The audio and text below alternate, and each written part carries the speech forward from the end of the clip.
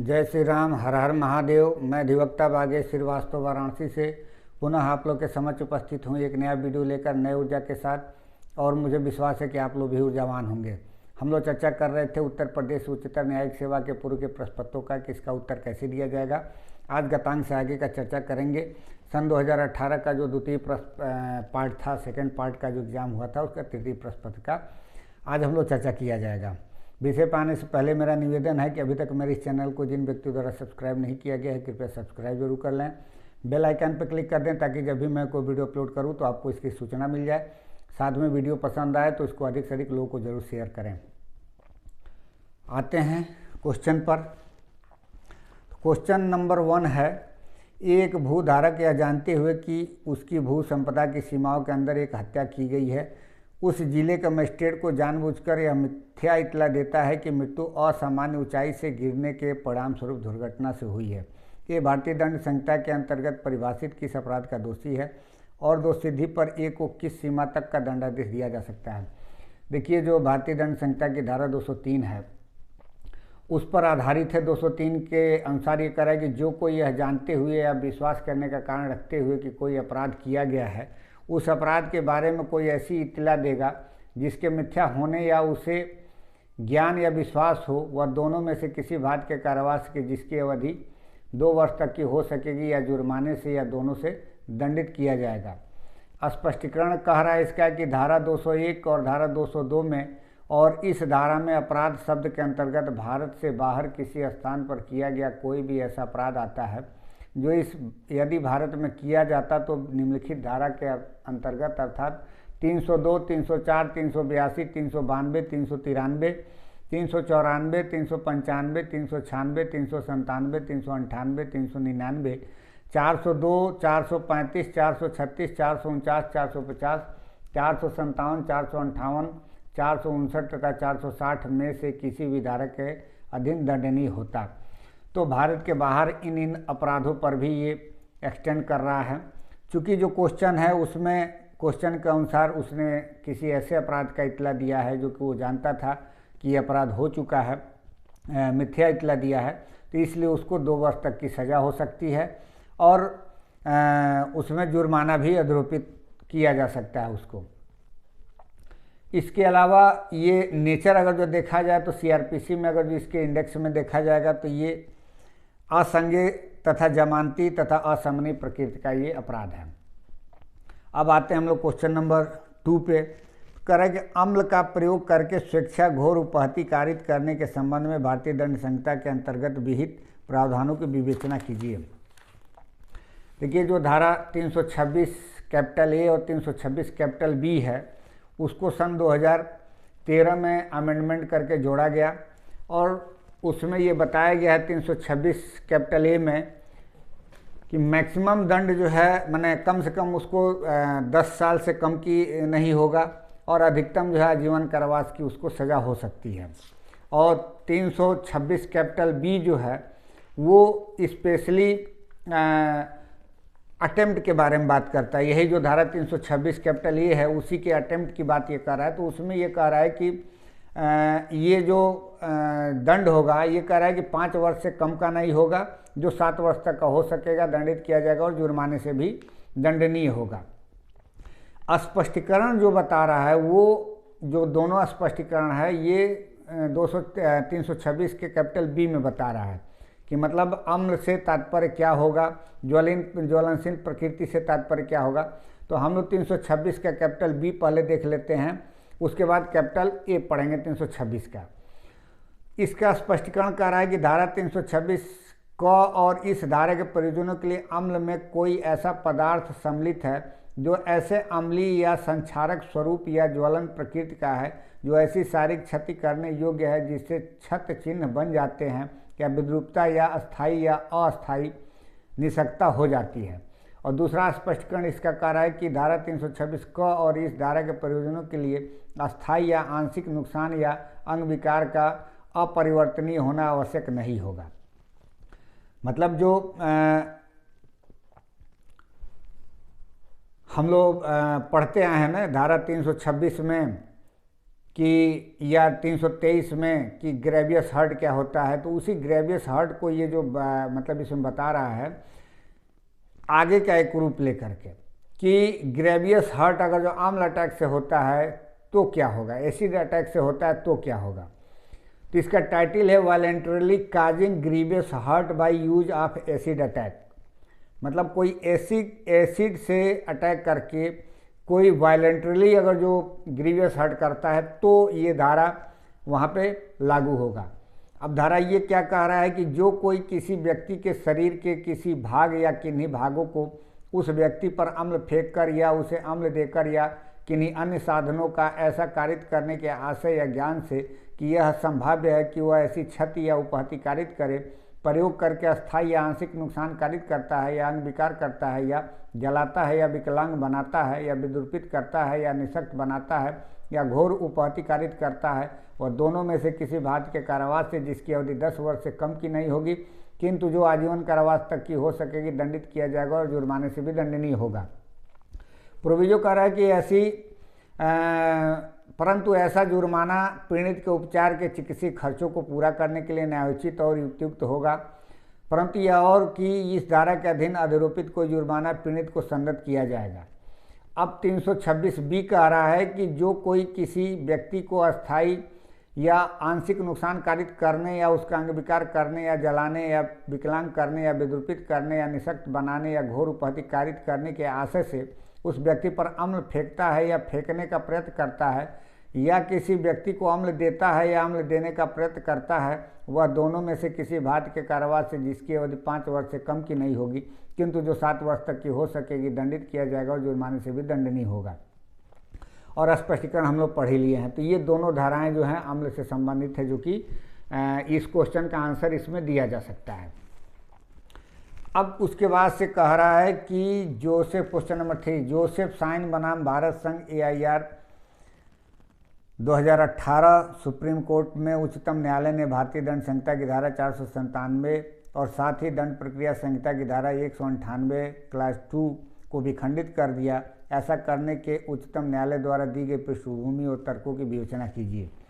देखिए, उत्तर तो क्वेश्चन में पहले ही दे दिया है कि विखंडित कर दिया गया है। आपको भी पता है, हम लोग को भी पता है कि इस केस में धारा 497 को असंवैधानिक घोषित कर दिया गया है। लेकिन उन मामलों में ये धारा 497 बना रहेगा जहां किसी डिस्प्यूट का आधार है, जैसे कि तलाक का अगर जो कोई आधार है तो आधार में यह लागू रहेगा, बना रहेगा, उसमें यह नियम मैंने विखंडित नहीं होता है, उसके लिए बना रहेगा।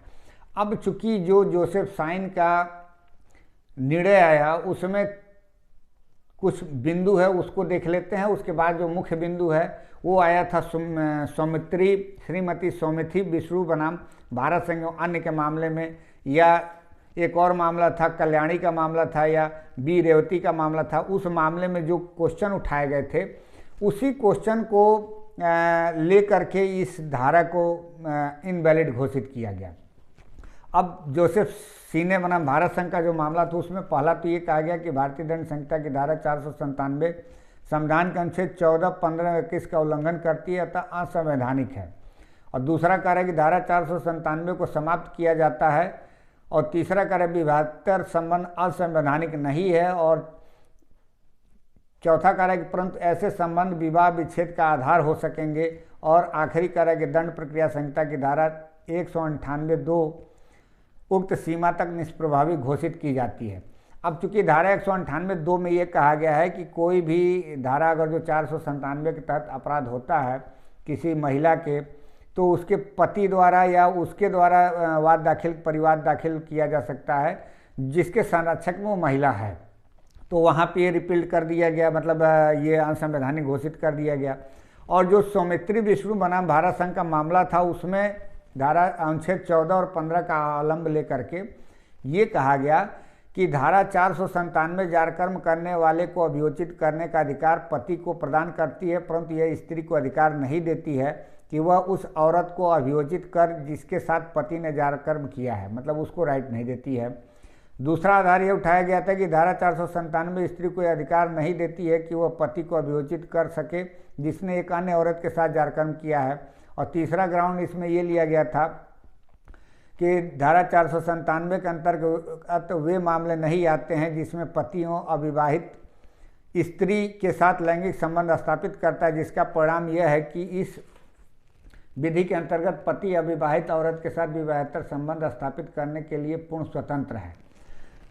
लेकिन इन तर्कों को अस्वीकार कर दिया गया और एक व्यवहारिकतः निर्णय दिया गया, वो ये था कि किसी व्यक्ति द्वारा किसी महिला के साथ मैथुन करना जो किसी अन्य व्यक्ति की पत्नी है या जिसके विषय में वह जानता है या विश्वास करने का कारण है कि वह किसी अन्य व्यक्ति की पत्नी है, तो वो अपराध की श्रेणी में नहीं आएगा अगर उसके कंसेंट से किया जा रहा है। ये भी कहा गया था कि इस मामले में कि वो महिला किसी की संपत्ति नहीं है, मतलब जो इस तरीके से इसमें जो धाराएं हैं और जिस प्रकार से पति को एक आधार बनाया गया है, मतलब उसको मुकदमा दाखिल करने का, तो ये इस तरीके से निष्कर्ष निकाला गया कि पत्नी मतलब किसी के पुरुष की वो संपत्ति नहीं है कि उस तरीके से वो यूज करे उसके प्रति किसी अपराध का। ये एक पत्नी का खुद का स्वतंत्र रूप से उसका अपना अस्तित्व है और वो अपने राइट के अनुसार वो अपने कार्य को कर सकती है। तो इस तरीके से एक एनालिसिस करके इस क्वेश्चन का आंसर दिया जा सकता है। अब क्वेश्चन नंबर 4 है, भारतीय दंड संहिता की अध्याय 21 के अंतर्गत वर्णित मानहानि से संबंधित प्रावधानों की विवेचना कीजिए।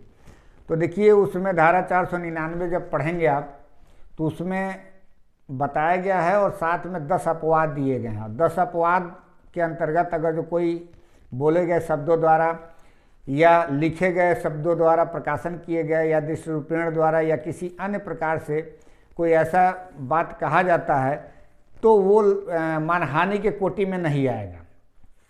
अब उसमें जो बातें कही गई हैं धारा 499 में, उसमें 4 स्पष्टीकरण है और चौथा स्पष्टीकरण इसका ये कह रहा है कि जरूरी नहीं है कि वो मानहानि की श्रेणी में हो यदि दूसरे के नज़र में वो मानहानि नहीं है। मतलब अगर जो किसी तीसरे पक्षकार के जिसकी व्यक्ति की मानहानि की गई है उसके प्रति को किसी तीसरे पक्षकार से जस्टिफाई कराया जाए और उसके नज़र में अगर जो उसको है नहीं बनाता है तो ये माना जाएगा कि मानहानि कोटि में नहीं आता है। पहला स्पष्टीकरण इसका ये कह रहा है कि अगर जो कोई मृत व्यक्ति है तो भी उसके विषय में किसी प्रकार का स्टेटमेंट दिया जाता है तो मानहानि की कोटि में आ जाएगा। अगर जो वो जीवित होता तो होता या उसके परिवार को किसी प्रकार का मतलब उनके भावनाओं को क्षति पहुंचाई जा रही है। इसका स्पष्टीकरण 2 कह रहा है कि किसी कंपनी या संगम है उसके या व्यक्तियों के समूह के भी प्रति यह अपराध कारित की जा सकती है। और स्पष्टीकरण 3 कह रहा है कि अनुकल्प के रूप में व्यंग्योक्ति के रूप में व्यक्ति लांछन मानहानि के कोटि में आ सकती है। अब जैसे अब धारा 499 कह रहा है कि जो कोई बोले गए या पढ़े जाने के लिए आश्रित शब्दों या दृश्य रूपेणों द्वारा किसी व्यक्ति के बारे में कोई लांछन इस आशय से लगाता है या प्रकाशित करता है कि ऐसे लांछन से ऐसे व्यक्ति की ख्याति की अपहानि की जाए या यह जानते हुए या विश्वास करने का कारण रखते हुए लगाता है या प्रकाशित करता है कि ऐसे लांछन से ऐसे व्यक्ति की ख्याति की अपहानि होगी या तस्मिन पश्चात अपवादित दशाओं के सिवाय उसके बारे में कहा जाता है कि वह व्यक्ति की मानहानि करता है। मतलब जो इसके बाद जो अपवाद दिए गए हैं उस अपवाद के अलावा अगर जो कोई व्यक्ति करता है तो माना जाएगा कि उसने मानहानि का अपराध किया। अब जो अपवाद है इसको एक एक लाइन में हम लोग देख लेते हैं। पहला अपवाद है कि सत्यवाद का लांछन जिसका लगाया जाना या प्रकाशित किया जाना लोक कल्याण के लिए अपेक्षित है। दूसरा अपवाद करे कि लोक सेवकों का अगर जो लोक आचरण है उसके बारे में कोई अपनी अभिव्यक्ति करता है तो ये अपवाद है, मतलब वो मानहानि कोटि में नहीं आएगा। तीसरा अपवाद करे किसी लोक प्रस्थ के संबंध में किसी व्यक्ति का आचरण अगर जो है उसके बारे में कोई बात कही जा रही है तो नहीं आएगा मानहानि कोटि में। चौथा अपवाद करे कि न्यायालयों की कार्रवाई को रिपोर्ट का प्रकाशन यदि किया जा रहा है अक्षरशः तब भी कोई मानहानि कोटि में नहीं आएगा। अगर जो पांचवा अपवाद करे कि न्यायालय में विनिश्चित मामले के गुणागुण या साक्षियों तथा संयुक्त अन्य व्यक्तियों का आचरण से संबंधित कोई बात कही जा रही है तो भी ये मानहानि कोटि में नहीं आएगा। छठवां अपवाद करे कि लोक कृति के गुणागुण अगर जो कोई विश्लेषणात्मक बात कही जा रही है तो भी ये मानहानि कोटि में नहीं आएगा। और सातवां कह रहा है किसी अन्य व्यक्ति के ऊपर विधिपूर्ण प्राधिकार रखने वाले व्यक्ति द्वारा सद्भावना पूर्वक की गई कोई परिनिंदा की जाती है तो भी वो मानहानि कोटि में नहीं आएगा। और 8वां कारक प्राधिकृत व्यक्ति के समक्ष सद्भावनापूर्वक अभियोग लगाया जाता है तो भी मानहानि कोटि में नहीं आएगा। और 9वां अपवाद कह रहा है कि अपने या अन्य के हितों की संरक्षा के लिए किसी व्यक्ति का सद्भावनापूर्वक लांछन लगाया जाना भी मानहानि कोटि में नहीं आएगा। और 10वां अंतिम अपवाद कह रहा है कि सावधानी जो उस व्यक्ति की भलाई के लिए जिसे कि वह दी गई है या लोक कल्याण के लिए आशित है की गई है उस बात को तो भी मानहानि कोटि में नहीं आएगा। अब हम लोग क्वेश्चन नेक्स्ट देखते हैं, क्योंकि देखिए इसमें बहुत ज़्यादा लिखने के लिए होता है और अगर इतनी सब बातों को भी आप लिख देते हैं तो भी आपका क्वेश्चन पूर्ण हो जाता है। अब क्वेश्चन नंबर 5 है, इसमें 2 क्लास बनाया हुआ है। पहला क्लास कह रहा है इसका कि जुर्माना के अनुपातिक भाग के दे दिए जाने की दशा में कारावास का पर्यवसान। और बी कह रहा है कि जुर्माना न देने पर कारावास जबकि अपराध केवल जुर्माने से दंडनीय है। देखिए पहला जो ए है ये धारा 69 पर आधारित है और जो दूसरा वाला क्वेश्चन है बी का ये धारा 67 पर आधारित है, भारतीय दंड संहिता की धारा 67 और 69 पे। तो जो 69 है ये कहता है कि यदि कोई कारावास भोग रहा है मतलब जुर्माने के एवज में और वो उसके अनुपातिक भाग को चुका देता है तो वो वहाँ से उसको निर्मुक्त कर दिया जाएगा। जैसे मान लीजिए इसमें उदाहरण दिया था 100 रुपये का कि अगर जो 4 महीने का कोई अपराध है उसको कारावास किया गया है 100 रुपये के व्यतिक्रम के आधार पर, तो वो 100 रुपया जो है 1 महीने के कारावास भुगत लेता है, उसके बाद वो जो ही 75 रुपया दे देता है तो उसको बाकी के कारावास से निर्मुक्त कर दिया जाएगा। या उसके भुगतने के ही समय यदि वो 75 रुपया दे देता है तो बाकी के 3 महीनों के लिए निर्मुक्त कर दिया जाएगा। या अगर जो 2 महीने का कारावास भुगत चुका है और 50 रुपया दे देता है तो बाकी के, या जब भी वो दे देता है पूरा अमाउंट तो वो पूरे के पूरे जो है कारावास का जो वो उसको दंडादेश दिया गया है उसे निर्मुक्त कर दिया। अब जो 67 है उसमें बताया गया है कि यदि दंडादेश मुख्य दंडादेश केवल जुर्माना ही है, मतलब उसमें कोई कारावास नहीं अधिरोपित किया गया है, केवल जुर्माने से उसको दंडित किया गया है, तो उसके जुर्माने के व्यतिक्रम करने में उसको फिर किस भांति की कारावास होगी। तो ये कह रहा है कि पहला तो ये सादा कारावास होगा जो भी उसको व्यतिक्रम करता है तो, और दूसरा उसमें नॉर्म्स बताए गए हैं कि किस तरीके से होगा। तो ये कह रहा है कि यदि 50 रुपये तक के जुर्माने से दंडनीय किसी उसका व्यतिक्रम करता है अपराधी तो उसको 2 महीने तक का कारावास होगा। पुनः कह रहा है कि अगर जो 100 रुपये से अनधिक तक के किसी जुर्माने से दंडनीय किसी अपराध का व्यतिक्रम करता है तब उसको 4 महीने तक का जो है कारावास होगा। और 100 रुपये से अधिक के मामले में 6 महीना से अनधिक के कारावास से दंडनीय उसको व्यतिक्रम के लिए दंडित किया जाएगा, निर्देशित किया जाएगा। तो इस तरीके से इस क्वेश्चन को हम लोग पूर्ण कर सकते हैं। अब आता है क्वेश्चन नंबर 6।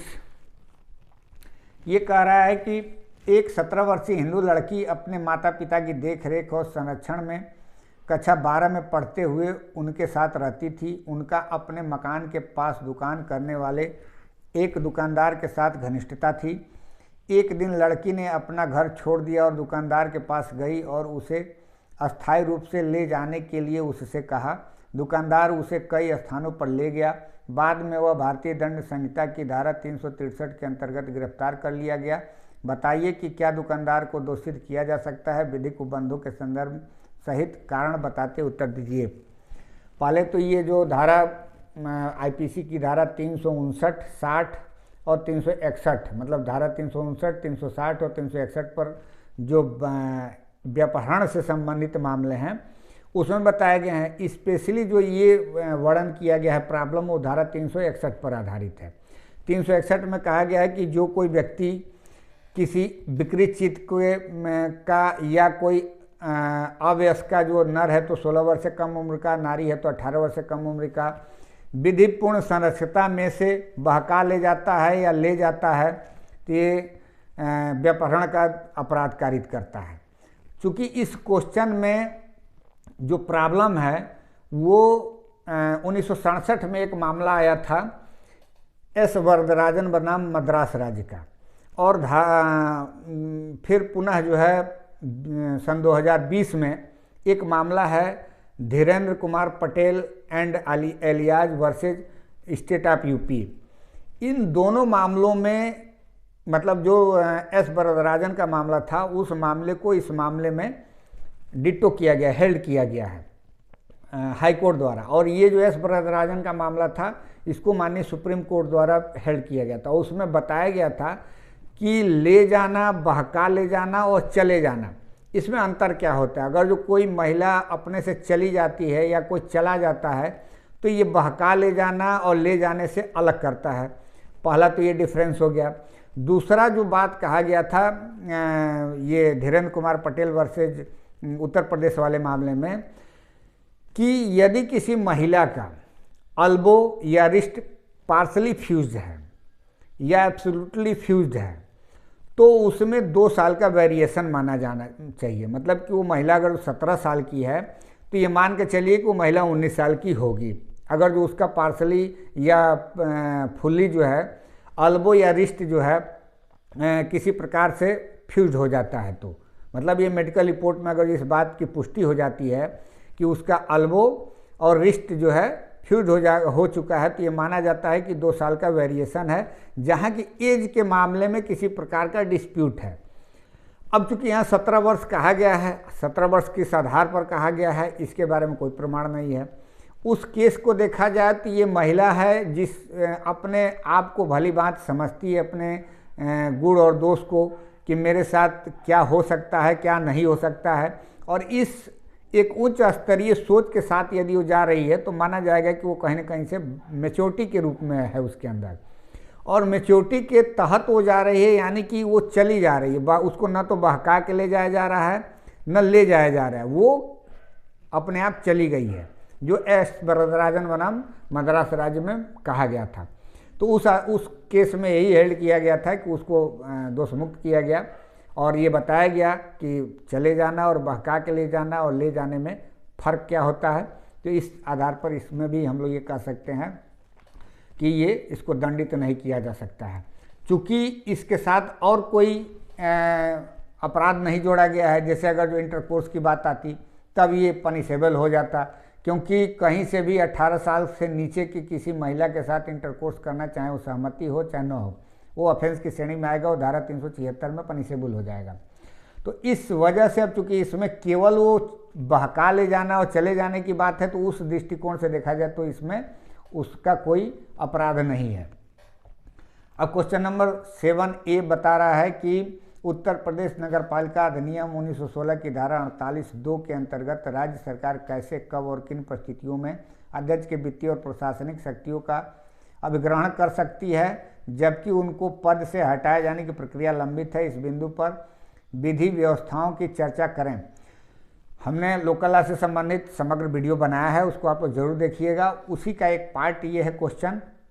अन्य भी जो धारा इसमें क्वेश्चन पूछे गए हैं लगभग सारे वीडियो हमने बना दिए हैं, देखिएगा, फिर भी मैं चर्चा कर दे रहा हूँ। जो 48 का उपधारा जो 1 है उसका खंड क और ख, उसमें ये बताया गया है कि किस तरीके से किसी अध्यक्ष को उसके पद से हटाया जाता है राज्य सरकार द्वारा। और उसमें ये भी कहा है कि अगर जो किसी को पद से हटाने की नोटिस दी गई है, अगर जो उसमें प्रोविजो जोड़ा गया है, तो ये कह रहा है कि अगर जो किसी को हटाने की नोटिस दी गई है तो उस हटाने के समय जब तक उसका जांच चल रहा है तो उसके वित्तीय और प्रशासनिक कार्यों को सीज किया जा सकता है, और उसका संचालन कौन करेगा, तब तक निर्वहन कौन करेगा। तो ये कह रहा है कि या तो डीएम करेंगे या तो एडीएम स्तर से नीचे का कोई अधिकारी नहीं होगा, वो उसका संपादन करेगा जब तक उसका जांच कंप्लीट ना हो जाए। हाँ, ये जरूर है, उसमें कहा गया है कि इस बात का पक्का आधार होना चाहिए, मतलब कि बिना आधार के इसको हटाने के लिए नोटिस नहीं दिया जाएगा अध्यक्ष को। वो आधार एकदम ठोस होना चाहिए जिसके आधार पर उसकी जांच बैठाई गई है। तो इस तरीके से इस क्वेश्चन को आप आंसर दे सकते हैं। अब क्वेश्चन नंबर 7 का बी कह रहा है, क्या नगर पालिका द्वारा निजी सड़क को सार्वजनिक सड़क घोषित किया जा सकता है, यदि हाँ तो कैसे, यदि नहीं तो क्यों। देखिए, इसमें जो क्वेश्चन बना रहा है 2 तरीके का बना रहा है, एक हाँ क्वेश्चन बना रहा है और नहीं तो किस लिए। तो देखिए, दोनों क्वेश्चन का जो आंसर है वो धारा 221 में ही समाहित है, और 221 में कहा गया है कि या तो अपने आप धारा 212 के तहत किसी व्यक्ति द्वारा कोई अध्यापन दिया गया है, मैंने अध्यपेक्षा दिया गया है, याचन कि इस प्राइवेट सड़क को घोषित किया जाए सार्वजनिक सड़क, या खुद नगर पालिका द्वारा ही इस बात को सुनिश्चित किया गया है कि कोई ऐसी सड़क है जो प्राइवेट सड़क है उसको सार्वजनिक सड़क घोषित किया जाए, तो इस बात का वो बाकायदे जो है प्रकाशन करेगी और प्रकाशन में लोगों से मतलब विहित समय के भीतर जो है उसमें जो निवास करते हैं उस सड़क के अगल बगल वाले व्यक्ति उनसे एक प्रकार से आक्षेप यानी कि सजेशन के रूप में आपत्ति ग्रहण करेगा। अब उसमें 2 कंडीशन है, या तो उस चीज़ को रिजेक्ट कर दे या तो उस चीज़ को एक्सेप्ट कर ले। अगर रिजेक्ट कर देता है तो उस कंडीशन में भी मान लिया जाएगा कि ये हो जाएगा, क्या बोलते हैं, सार्वजनिक सड़क की घोषणा कर दी जाएगी। और एक्सेप्ट कर ले रहा है तब उसके बाद उसको निजी सड़क ही रखा जाएगा, लेकिन उसमें मौका दिया जाएगा। अब क्वेश्चन नंबर सी है, इसका 7 का सी करे कि एक ग्राम पंचायत के प्रधान के निर्वाचन को चुनौती देने वाली चुनावी याचिका की सुनवाई करते हुए चुनाव अधिकरण द्वारा मतों की पुनर्गणना के लिए निर्देश देने की क्या आवश्यक शर्तें हैं, इस विषय पर विधि व्यवस्था के संदर्भ के साथ विचार करें। तो इस संबंध में कमला देवी बनाम स्टेट ऑफ यूपी का एक वो है केस लॉ है, जिसमें कहा गया था सन 2009 में कि न्यायालय द्वारा मतों की पुनर्गणना के आदेश हेतु कुछ आवश्यक बातों का निर्धारण किया गया है। मतों की पुनर्गणना को निर्देशित करने के पूर्व निर्वाचन अधिकरण को निम्नलिखित 3 बातों की जांच करनी चाहिए। पहला, मतों की पुनर्गणना के लिए प्रार्थना में विनिर्दिष्ट अभिवचन होना चाहिए। निर्वाचन अधिकरण के समक्ष अभिलेख पर आवश्यक साक्ष्य लाए जाने चाहिए। निर्वाचन अधिकरण का यह समाधान होना चाहिए कि मतों की पुनर्गणना के निर्देश के लिए प्रथम दृष्टया मजबूत मामला है। तो इस तरीके से इस क्वेश्चन को आंसर देकर पूर्ण कर सकते हैं। अब क्वेश्चन नंबर इसका डी है 7वां का, करा कि ग्राम पंचायत के सदस्यों के निर्वाचन हेतु अनुसूचित जाति, अनुसूचित जनजातियों, पिछड़ा वर्ग की महिलाओं के लिए न्यूनतम आरक्षण का प्रतिशत क्या है। ग्राम पंचायत के संपूर्ण स्थानों पदों में महिलाओं के आरक्षण का कुल अनुपात क्या है।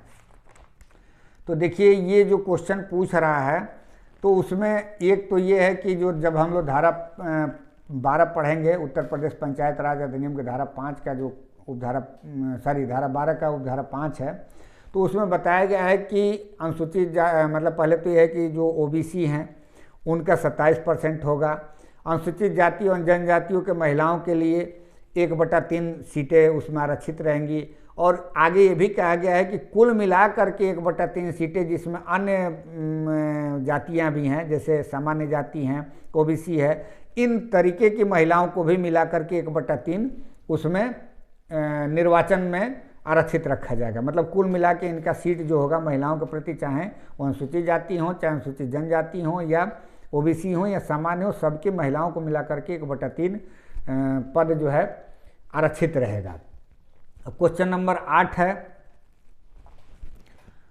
तो इसको थोड़ा सा अब हम लोग अगले वीडियो में चर्चा करेंगे, क्योंकि वीडियो लंबा हो जाएगा। हम देख रहे हैं पिछले वीडियो में कोशिश किए थे कि हम एक वीडियो में बनाने का, लेकिन उसमें कुछ प्रॉब्लम से हमें लगता है कि 30 मिनट से या 31 मिनट से अधिक अपलोड नहीं हो रहा है। अब जो भी रीज़न हो हमारे, या तो मोबाइल में प्रॉब्लम आ रहे हैं या कोई तकनीकी कोई कारण हो सकता है। तो मैं चाहूँगा कि वीडियो को यहीं विराम दूँ, बाकी के क्वेश्चनों को अगले वीडियो में हम लोग कवर करेंगे। और मैंने जिन जिन धाराओं का, जिन जिन केस लॉ का वर्णन किया है, आप लोग उसको ज़रूर पढ़िएगा। मिलते हैं अगले वीडियो में नए ऊर्जा के साथ, तब तक के लिए इजाज़त दीजिए। धन्यवाद।